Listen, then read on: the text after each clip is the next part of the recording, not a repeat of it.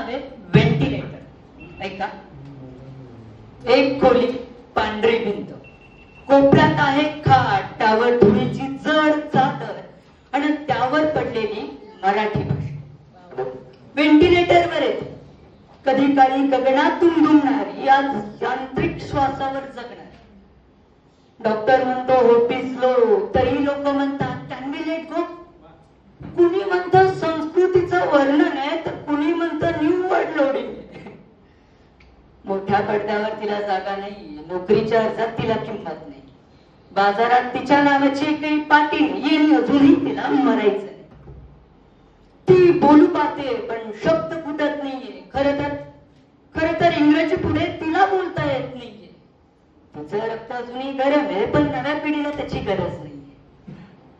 शेवटी एक बीप वाजतो, शेवटी एक बीप वाजतो, सगळं यंत्र थांबतं. क्षणभर वाटतं संपलं, पण नाही.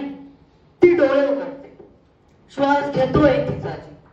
ती म्हणते मी आहे, मला तुम्ही आठवा, माझ्या सोबत या, मला तुम्ही जपा.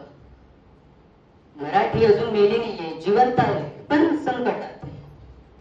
आता प्रश्न फक्त इतकाच की तिला कोण वाचवणार? कारण तुम्ही, मी, आपण सगळे इंग्रजी हिंदीमध्ये इतके हरवत चाललोय, मराठीला आता कोण जगवणार? थँक्यू.